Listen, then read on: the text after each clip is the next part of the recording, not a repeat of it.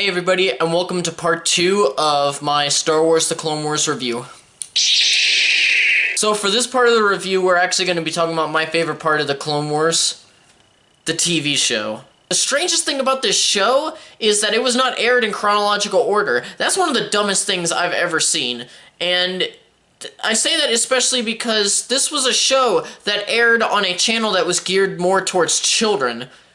But luckily, StarWars.com actually came out with a list that showed the chronological order of the show, and it's weird that the movie isn't even the starting point. The first episode's in Season 2, but anyway, I'll put a link in the description down below so that you can view it and decide whether you actually want to watch it in that order, or if you just want to do it by air date. I actually tried to get Mallory to watch the show with me in release order, but she could not get into the storyline, but I'm hoping that someday I can actually convince her to try the chronological view, because I think that would actually help. So to review this show, I actually decided to watch it in chronological order for the first time, and honestly, oh my god, it made me appreciate the show even more than I already did because of how I watched it. Now, the quality of the show compared to the movie is light years beyond. The animation is way better and more emotionally resonant.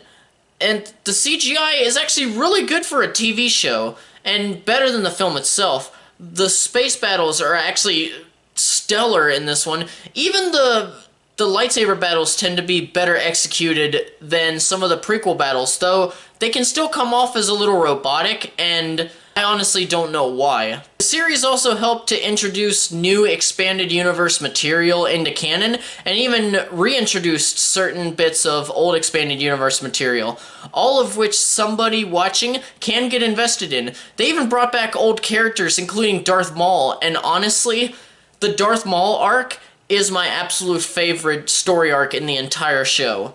And just, if there was a way to get more obscure prequel characters a chance to shine, the show made it happen, and they even bring in certain characters from later films and give them a nice origin. No spoilers, but you'll hopefully recognize some of these characters once they show up. I also love how they didn't just focus on Anakin and Obi-Wan's character in the show, but they also had specific episodes that were centric on, say, specific clones, other and more obscure Jedi, Yoda, Ahsoka, droids, and more.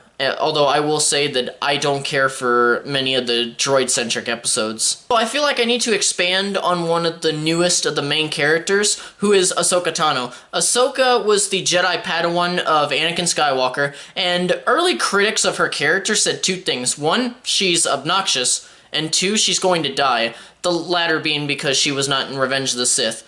And there are no spoilers in this review, so if you want to find out what happens to her, just watch the show. She was not only a vehicle for Anakin's own development, but she was also a fully realized character who helped to highlight the Jedi's flaws as people, and as a religion.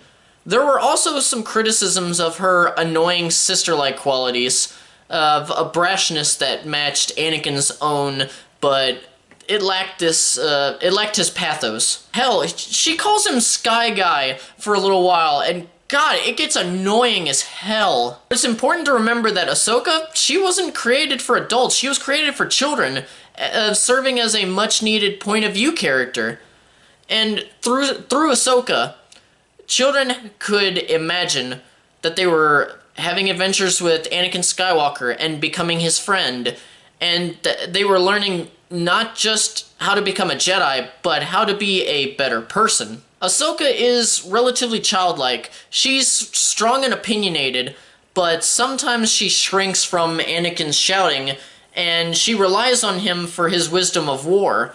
However, as the show progresses, she grows as a person and becomes a pretty high-ranking commander during the war, as well as a teacher to some of the younger Jedi, and a trainer for the soldiers under hers and Anakin's command. I believe that out of all the prequel-era characters that we've been given throughout the show, throughout the movie, and even throughout the prequels themselves, Ahsoka is the best character that we've received, and she will be one of, if not my main reason, for a rewatch of this show. Now to recap for both parts of this review, for the movie and the TV show, the Clone Wars shows us more, a new side of the Clone Wars, and more about what it means and who's involved. We meet new characters, see more familiar characters, and learn more about their personalities. If you are a Star Wars fan, I would recommend you give this series a try, as you are missing out on a great piece of Star Wars lore and world building if you don't.